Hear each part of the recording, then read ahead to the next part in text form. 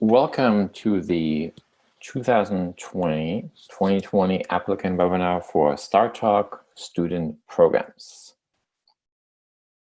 If you can hear me, could you use the raise your hand feature to let me know that you're fantastic? I think we're good.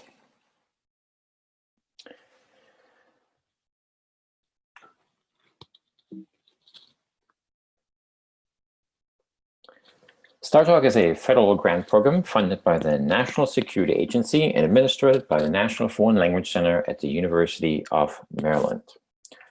Good afternoon, good evening. My name is Thomas Sau, and I work for the National Foreign Language Center with the STARTALK program.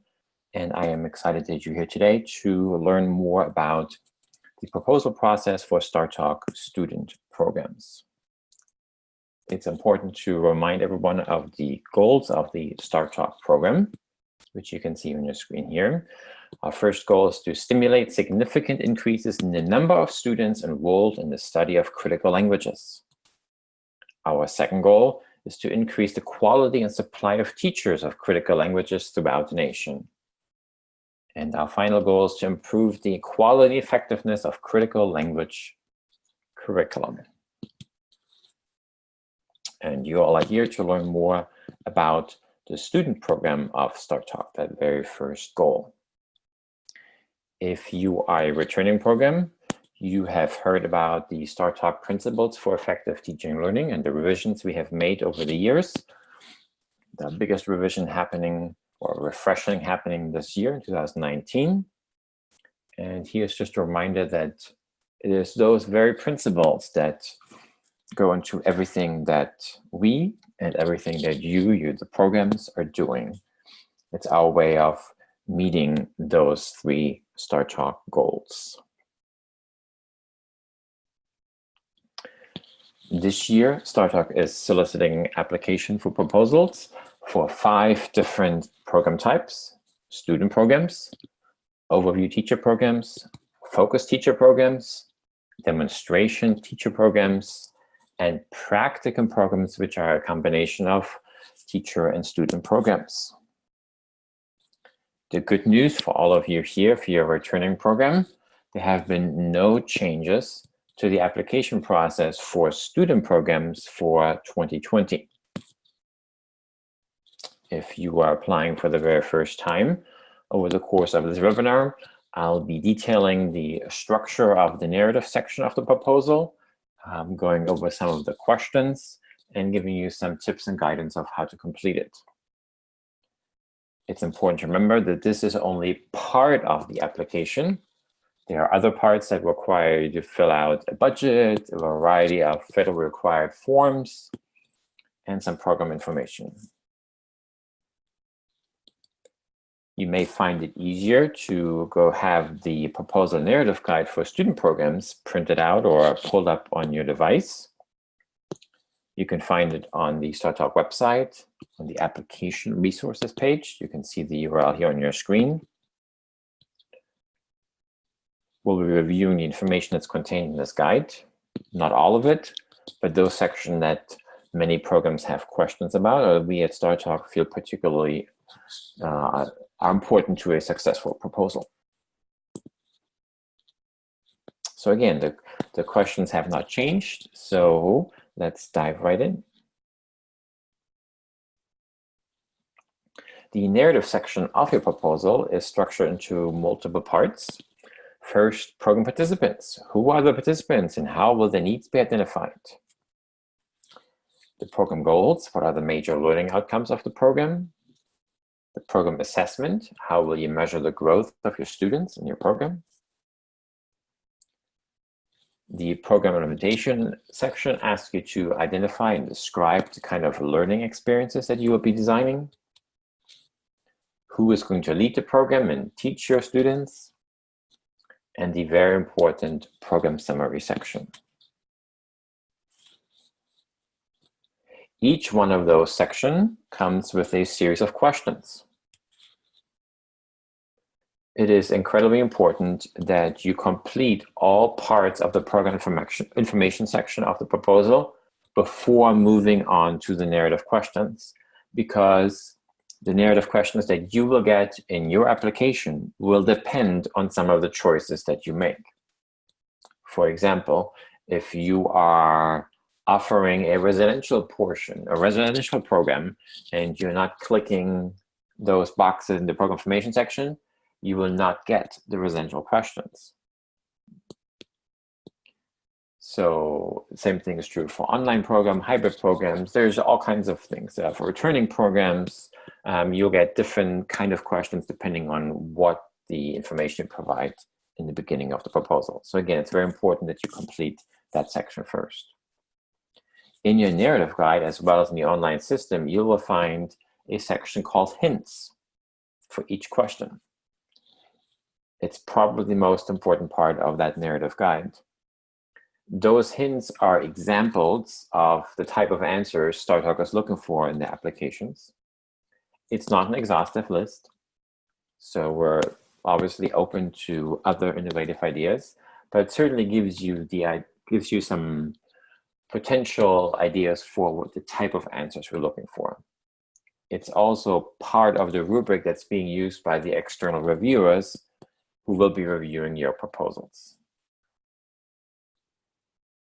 And then you'll craft your response. And here's the reminder that your responses are limited to 3,000 characters, which is approximately 500 words. And the question we get a lot, does it have to be English? Yes, the entire proposal must be in English. And what kind of responses are we looking for? It's probably my #1 advice for anybody trying to write a STARTALK grant. We would like you to draw a beautiful picture in your responses. We are not looking for responses that are just a list of buzzwords, that are just identifying all the things that you think we might have to mention because it sounds good in a grant. But we actually, or particularly reviewers, are looking for proposal, are looking for responses where the reviewer can envision what will be happening in the program. This is particularly important for the implementation section, which is the largest section of the narrative section. And there are questions that are truly asking you to describe the type of learning experience that you'll be designing. And we don't need to know that you understand, that you know the standards, but we want to know how will the standards, for example, live in each of those learning experiences? How will the principles be reflected in each of those learning experiences? So again, we're looking for responses that draw a picture for the reader. I can't emphasize that enough. We want to see what this will look like. We want to know. It's almost like we can be in your program already just by reading the words on a piece of paper or on a screen. Okay, so let's look at some of these questions in more detail. The first section is the program participant section.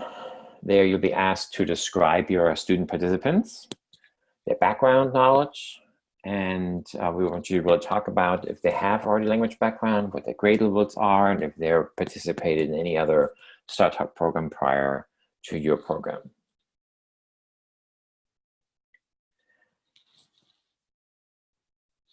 In the all-important program goals section, we're asking you to write a brief overview of your program. And here's a very important question. And I've started to highlight some of the keywords in these questions to draw your attention to them. What is the theme that will guide the standards-based instruction and learning throughout the program? So we are looking for proposals that take a thematic approach to language learning and that will implement the World Readiness Standards for language learning. So what is it that learners experience during the program based on your theme? And how will that theme allow you to connect culture, content, and language throughout the program? So we're looking for rich, engaging themes that will allow your students, depending on their age group, depending on their proficiency level, grow as language learners.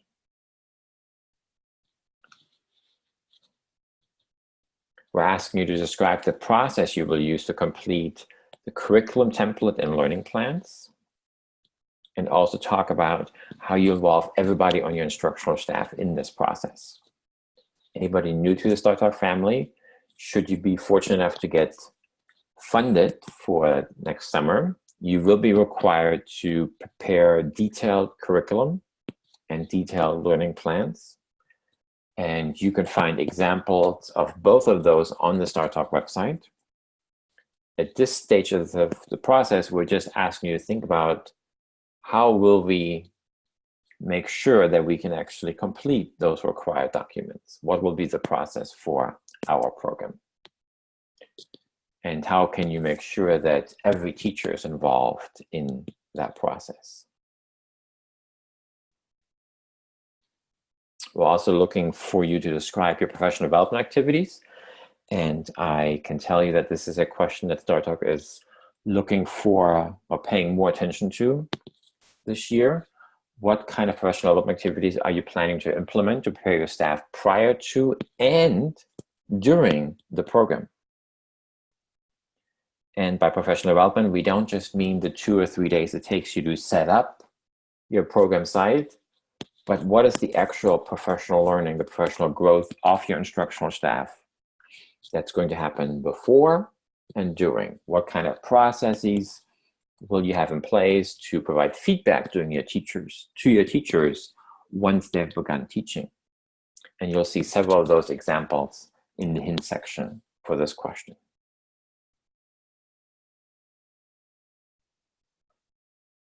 Moving on to the assessment question, in which you'll have to describe at least one sample performance assessment for interpersonal speaking or presentational speaking or writing for one group of learners who will be participants in your program. Again, we're not looking for buzzwords, but actually tell us what is the task. It doesn't have to be the task that you end up using, but it could be a sample task that might be one that you could be using during your program. Now, the most important section I told you about already is the program implementation section. This is where you can really, your responses should really be allowing the reviewers to see what your program will look like. First question is asking you to describe the learning experience you will design that will allow participants to acquire new knowledge and skills using the interpretive mode of communication. And it's very important that we don't just get generic ideas for the interpretive mode. Oh, they'll be looking at videos and they'll be reading books and they'll be doing this. But we're looking for examples that are specific to your program theme. Doesn't mean that you have to know what all your resources are. Again, it says examples, but maybe the type of videos that you'll be looking at, the type of reading that the students will be participating in. That's what we're looking for here in this question. Then we're asking you to describe the opportunities participants will have to apply new knowledge and skills through the interpersonal mode of communication. So again, there's this all-important interpersonal mode where your learners will have to negotiate meaning. And we don't want generic descriptions. We're looking for examples that are very specific to your program theme. What kind of interpersonal activities will you be designing for your students? There's an identical question then for the presentational mode.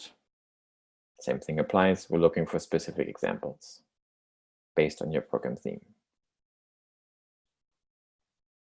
A very important question, talk about drawing a picture, is the schedule question, asking you to describe a typical daily schedule for a participant. We know that every day could be different, but what's on average, what would the day look like? And the question here is, how will the schedule provide a blend of different types of activities and learning experiences throughout the day? I've highlighted blend here to remind everybody that we're not looking for programs who are still separating culture and language. Remember one of the earlier questions when you described your theme, we were looking for programs, or we are looking for programs that integrate culture, content, and language. And the types of activities and the way you structure your schedule should be a reflection of that. So we're not looking for programs who do language instruction in the morning and culture structure in the afternoon, or when we're looking for programs who can truly integrate all of those experiences into a blend. You'll be asked to identify your program personnel, the required program director and instructional lead, which have to be on site every single day, and then the additional members of your instructional team. In this question, you'll be asked to create a table inside your online program where you identify the responsibilities for each one of your team members, and then give us the appropriate background and qualifications of that person. We are not looking for CVs. We're not looking for long paragraph length biographies of the person, but we're truly looking for a match of their qualification with their responsibility. So this particular program director is responsible for X. And they're able to do that because they have, or they're qualified to do that because they have experience doing X. This program director is responsible also for Y, and they're qualified because they have experience doing Y. This program director is responsible for Z, and they're qualified because they have experience doing Z. So again, we're not looking for CVs, we're not looking for bios, we're looking for, it's just giving us an idea of what else has this person done that prepares them to be successful in running or teaching in a STARTALK program. And then the last section is very important. It's often overlooked by applicants, but it's incredibly important. That's the program summary section. We're asking you to write a program summary that is 5 sentences long, and you can see all the details here that have to be included there. But it's important to remember who will read the summary. This program summary will be read by people who have not read or reviewed the rest of your proposal. So write it in a way that somebody would still get the picture, would still get a sense of what this program is about and think this is a great program. Yes, I want to fund this, without having seen the detailed answers to all the other questions. So again, the summary is being read by people who have not read the rest of your application. So it's incredibly important you take time to respond to that question appropriately. There are additional questions inside the program narrative that deal with things like residential programs, programs that have had programs in the past and how they're reflecting on their experiences in the past. But those questions I did not include in today's presentation. I want to remind you of all the resources that are available on the STARTALK website. Once you click on resources and choose the applicant resources section, or URL that's on your screen, you'll find the complete applicant guide that takes you step by step through every section of the proposal. The narrative guides for student programs as well as different teacher programs. A budget guide that includes sample budgets. And a frequently asked questions section which might be one of the most important sections on that website. And it's a section that constantly gets updated as additional questions come in throughout the application period. The purpose of today's webinar was just to review the narrative section of the proposal, but we also know that applicants need additional support for the other sections. So we are offering 2 additional webinars, which we're calling technical webinars in October. One on October 7th and one on October 16th, both at 6 p.m. Eastern Time. On the applicant resource webpage, you will also find a form that you can fill out where you can ask application questions in multiple categories. And you will usually get an email response within 24 hours to that question. And again, if the same questions keep coming in, of course, eventually we will add them to the frequently asked questions. So my recommendation is go through the frequently asked questions first. And then if you still have a question that you feel like you need an answer to, you can submit a question to the application question form. If you have technical questions about how to complete the application within SOFI, the online application system, you can either directly email using this support email, or we also have a telephone number that is staffed during regular business hours and then extended hours as we get closer to the application deadline.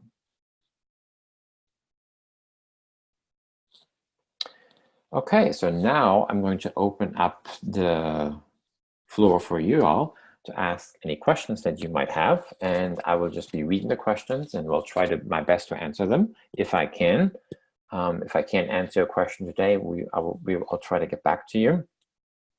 So if you look for the Q&A feature of this webinar platform, sometimes it's bottom, sometimes at the top, depending on what device you're using, you can just enter your question there and I will answer them.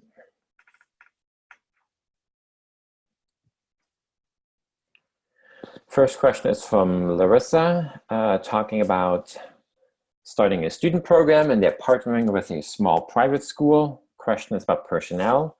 What are the regulations for one person holding more than one office? Director, lead instructor, consultant, instructor. That is possible. My recommendation would be, especially for somebody who's starting a program, you can never have enough staff on a STARTALK program. Most new programs underestimate how much work it is and how much time it takes and truly how many people do you need. So I would recommend to you to use your budget in a way that you have enough support staff and for all the different roles that you need. Question from the Delindris, am I allowed to be the program director as the director of language for the district, or does it have to be someone else? I don't know if there's any regulatory requirements within your own district. From our perspective, certainly you are, it sounds like you're qualified for that position. Where's the hint session for the application? If you look at the questions, I really have to expand it. There's like a little pop-up or pop-out, slide-out kind of section where it says, where you see them. You also see the hints in the narrative guide for each question. Can you describe what the technical webinar will cover? The technical webinar is really, it's truly a Q&A session mostly for anything else that you might have questions about, because we know usually by that time people are in the process of entering their responses that they may have drafted offline or in some other system, you know, Word or Google document or whatever system they're using, and are now running into potential issues when trying to enter this information into Sophie, or if they have questions about budgets, as you know, a lot of programs, it takes a while to develop budget, and by that time we usually get an increase in budget questions. So the technical one is more about that than rather perhaps what's the content of your program. How different is the application from 2014? Oh boy, that's a while ago. It's definitely much shorter. As you can see, there's a lot less questions than there used to be. Other than that, I don't know how to answer that question. Next question is from Mamta. We are writing a proposal for grades 3 to 5. Can we offer a program for 2 weeks instead of 3 weeks? The requirement says 45 hours of minimum instruction time, and this will be 6 hours for 10 days, so 60 hours. You can write a proposal for such, but as you saw, that we are looking for proposals that are targeting at least 90 hours. So I would recommend to do more. It doesn't have to be necessarily 3 weeks, but I certainly figured out how you can get to those 90 instructional hours and perhaps think creatively about what else you can do. A question about standards-based performance and assessment. Can I use the ACFA standards as the base? Absolutely. We are looking for implementation of the World Readiness Standards for everything. We will have 3 sites. Do I need, question from Laura, we'll have 3 sites. Do I need 3 program directors? No, you do not, but you just have to have probably 3 site directors, but you just need 1 program director if you have more than 1 site. How will I fill out the personnel section when I don't know who I'm hiring yet? That's a fantastic question. You must identify your program director and your instructional lead at time of application. For all other positions, you can enter to be determined. However, you still need to write down what their duties will be for that particular position. So you can, it's very common to not know what teachers you'll be hiring. So you can just say, we'll be hiring a language teachers, and this is their qualification. This is the kind of teacher we're looking for. But again, a program director, instructional lead must be identified at time of application. Next question, in the model partnering with the school, what will be the school's role and responsibility?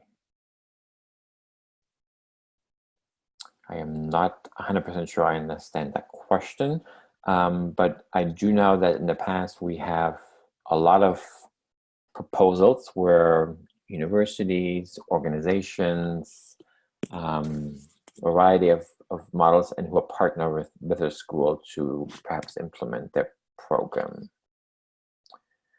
Can language flagship funding be combined with STARTALK? I don't know what we mean by combination. Perhaps that might be a budget question that you want to submit to the website.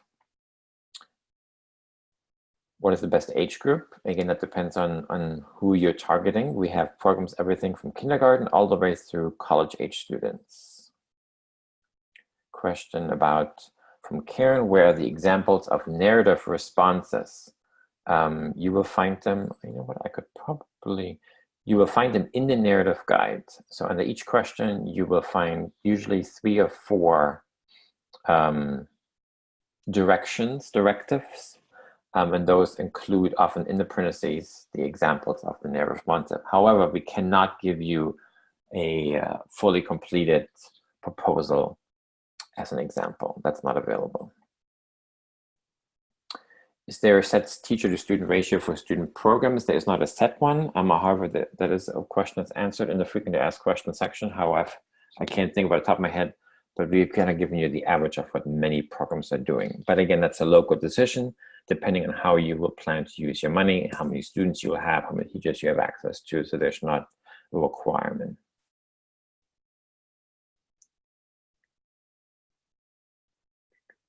A question from Amber. I run a language center nonprofit for Urdu, Arabic, and Turkish. Can I apply for all 3 languages in one application? Yes, you can. We have several programs who offer instruction in more than one language. Question from Laura, would 90 hours, 6 hours a day for 3 weeks work? Absolutely, yeah. Question from Isaac, do the teachers in the program have to be certified? If they do not, you just have to explain to us what their qualifications are for teaching in the program. We have many programs that do not use certified teachers. And certainly in your pre-program professional development, you can address some of the issues that you may have if you don't use certified teachers. Can my student program include French, German, or Spanish, even though they would not be part of the STARTALK budget? Well, they wouldn't be part of the STARTALK budget, and they wouldn't be part of the STARTALK program per se either. So there's none of the STARTALK budget could be used for anything that has to do with French, German, or Spanish. That's not one of the STARTALK languages. I don't know if you have other questions, Lori. Just message me if you have another question, or send an official email through or submit a question that might have more details on that. Another question, Mamta, we offer 2 languages in our program. We should have 1 program director for both the languages, the instructor for both languages, or 2 directors, 1 for each language, and 2 instructional lead. 1 program director is certainly sufficient. However, you could have an instructional lead. We probably should have an instructional lead for each of the languages to demonstrate their expertise in those languages. I read that lunch and breaks need to be integrated into the instructional day. How do you explain this in a narrative? Yes, that's part of the daily schedule. You can talk about it there, but you can also talk about any of the other questions. We're looking for programs who design innovative ways of using basically every minute of the program day to provide students with either opportunity to process language or produce language. Question from Cindy. Is it recommended to target only heritage speakers or only beginners, or could we include both? You can include both in your proposal. However, if it's a new program, we recommend you try to focus on 1 group for your first year. It's usually easier to kind of just figure out how running a STARTALK program works than trying to do too much in your first year. What happens if the number of students is less than was expected? Mention the proposal. And what happens if more students than expected apply? Would the budget be expanded in those cases? No, whatever you are budgeting for is what you will get, and this will not go up or down. You will have to justify your numbers about why you're expecting to enroll this many students, and you want to think about that critically. Later on, there'll be other opportunities for you to explain if that number either went above or below what you had initially thought. But the budget stays the same no matter what. So if you have more students, you'll have to probably adjust some of the expenses that you have planned for. Another question from Laura, is Spanish available for students at all? It is not. It is not one of the languages that we're asking for applications. Question from Delandris, we are putting Chinese into 3 of elementary schools next year. Our goal is to immerse the students in Chinese before they begin taking the course in the fall. Is this an acceptable use of the funds? Yes, absolutely.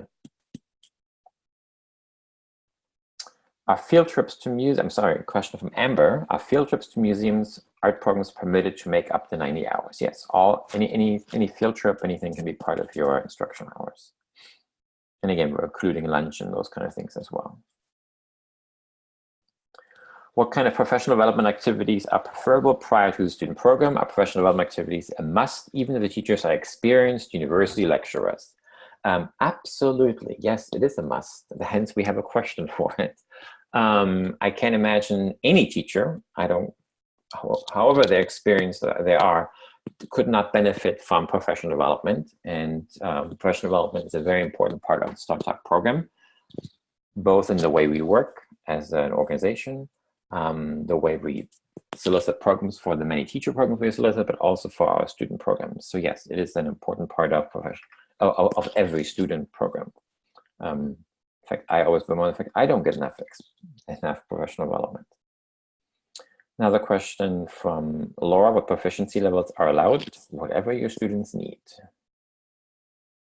We have programs from novice all the way to advanced. Question from Isaac, can program funds be used for food that is culturally relevant to the language? Absolutely, what a wonderful opportunity to use your lunchtime or a recess time to provide additional instruction. Another question from Isaac, can program funds be used to pay for a program's location? Yes, they can. Question from Laura, is there a recommended format for professional development? It is truly up to the program, but I can tell you we're looking at these questions very carefully to make sure that your staff is prepared to implement what I'm sure will be an ambitious proposal.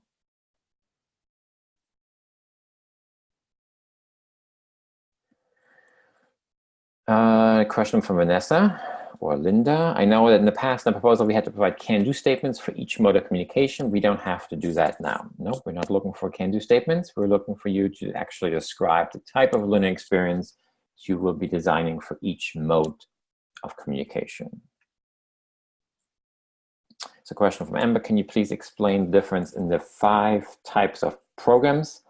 It's not quite the purpose of this particular webinar. We're really just targeting about the student program. The other 4 are teacher training programs, and I recommend you review the narrative guides for those. We'll also be posting a link to the teacher program webinar that we just did earlier today. Can funds be used for food lunches? Yes, they can. A question from Annie, does the person writing, putting together the grant have to be the director? No, they do not. Question from Cindy, can program funds be used to buy transportation to and from the program? Yes, they can, depending on what you mean by transportation, but yes, many programs use funds to provide, to support transportation. Question from Emma, when is the application deadline and when is the date of approval or rejection? I should know these dates off the top of my head, but before I tell you something, I wanted to say it was October 24th.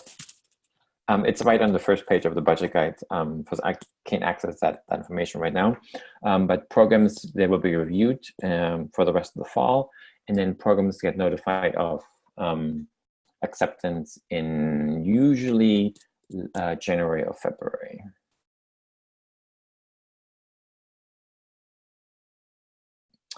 A question from Isaac. I have to go through a university research corporation. Can funds from the grant cover these costs? That would be there might already be a question about that in the frequently asked question. If not, could you submit that question to the budget channel and we will get you an answer, because I don't want to tell you something that's not correct.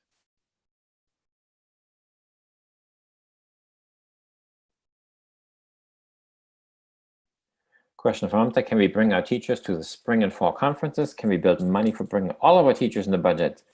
Do we know the topics for the spring conference? No, the way the conferences work next year, it's slightly different. There are only one-day conferences, and they will truly be focused more on some of the more managerial requirements of running the grant, and there wouldn't be a deal for bringing teachers. However, we piloted a regional teacher training workshop this last summer, and we hope to repeat that again and perhaps expand to different regions of the country, which were 2-day workshops that are targeting STARTALK teachers. So stay tuned for that information, but to bring them to the conference would not be a good use of your fund this time. Question from MS, what percentage gets approved? We approve approximately 65% of all applications. Can the program be offered to college students, high school students in one class? Yes, they can.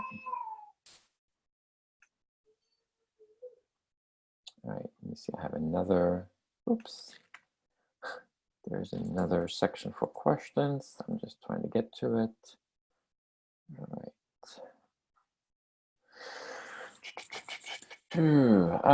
Let's see. Question from Emma. Are we able to cut and paste from other curriculum, or is STARTALK looking for us to create our own individual curriculum? Well, that's not part of the proposal process. And yes, we are looking for you guys to create your own curricula. However, we are providing lots of sample curricula and model curricula. And if you're a new program, we are in fact requiring new programs to use one of the STARTALK model curricula. So it's a difficult question to answer.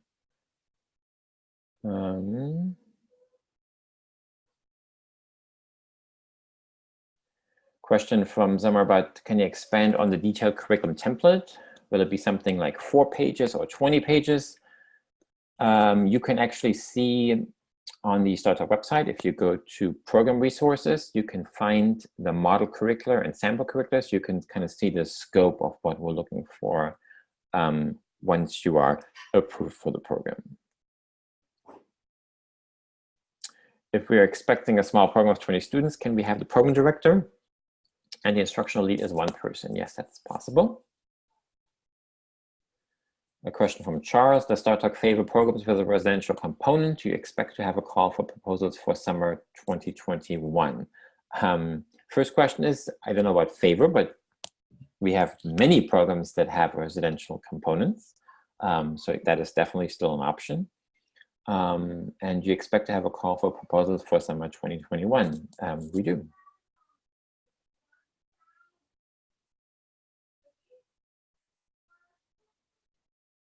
And as I mentioned earlier, we do not have any sample proposals or narratives online. Unfortunately, we cannot share that. However, the narrative guides and those sub-questions, hints, whatever you want to call them, those things that are beneath each question probably are the best way of getting a good idea what kind of answer we're looking for in successful proposals. Question is, do you look unfavorably on applications from institutions with large administrative rates? No, that's just the reality of when you work in one of those institutions. We're familiar with that, and that's what happens. So no, we do not. Will this presentation be available anywhere else so we may review? Yes, this presentation is being recorded. We will take many of the questions and add them to the frequently asked questions section. And we will also add a link of this presentation in a couple of days to the applicant resources page, so you can watch everything all over again.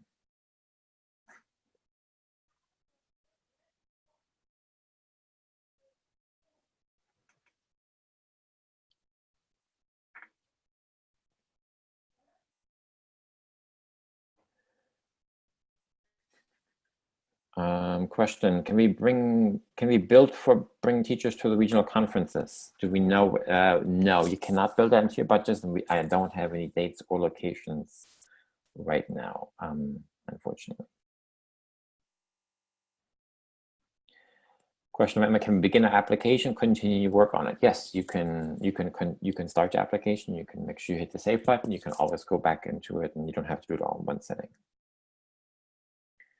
Question from Isaac: Is it possible to have follow-up days for students in the program through the course of the year to keep them engaged in learning languages? Yes, you can, as long as the majority of instructional days happens during the summer. Question from Annie: in terms of airline costs of fall and spring conference, do we estimate cost for travel in that section? Yes, you would. You would get a proposal. You just go online and find put in the dates. We're providing you with the dates and the location for each of those conferences, and we recommend that you go for a high estimate for the spring conference because it's very close to when you get your funding. Question about conflict of interest. I don't know how to answer that one. Can the principal investigator for one program serve as another program as a co-principal investigator? I would recommend you submit that question on the STARTALK website and we'll get you an answer for that. Question from Lori: Is a hybrid program of both residential 1 week and online 1 or 2 week possible? Absolutely, yes.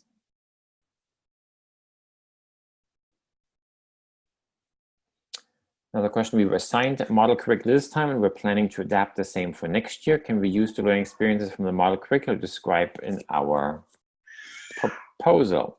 I don't see why you couldn't.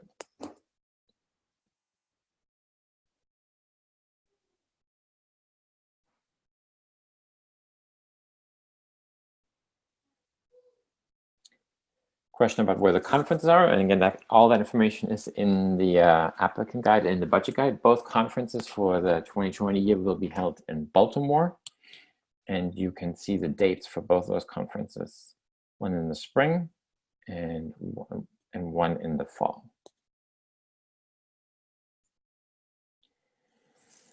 What does that mean? That new programs must follow a model curriculum? Must we use the same theme? Yes, we require all of our new programs to use one of the model curriculum. Obviously, they would have to be adapted depending on the age group, the number of hours that you have in your proposal versus what's in the model curriculum.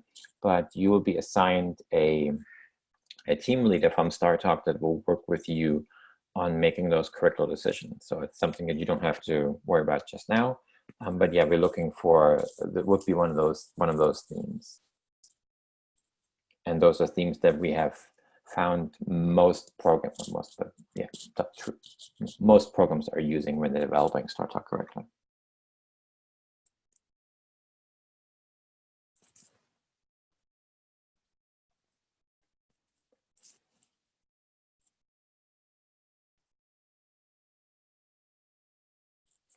Okay, we have about another minute for taking questions. And I want to remind you that if you have additional questions, you have multiple opportunities to share them with us, either on 2 more webinars in October, the application question section on the STARTALK website, where you can submit questions about specific parts of your application, a budget question, a narrative question, or anything else, and you will get an email response. So that might be even a better way if you have a specific question about your particular local situation. And if you have technical question of how to use the online system, we have a direct email and phone number on the screen there.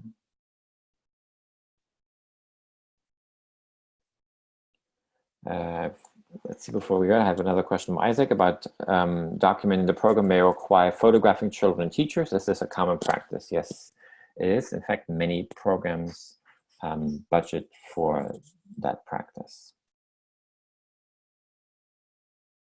Question from Laura, where we can find the model curricula. If you click on resources on the STARTALK website and then choose program resources, you will find a section that's all about curriculum development. Or if you just type in model curriculum into the search bar, you should be able to find them as well.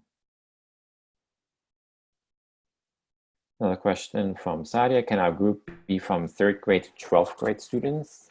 You can. Just keep in mind that with that large age group, the variance of a large age group, you will need multiple curricula and different staffing needs to address the needs of all those kind of students. But we do have some programs who do have the large age span.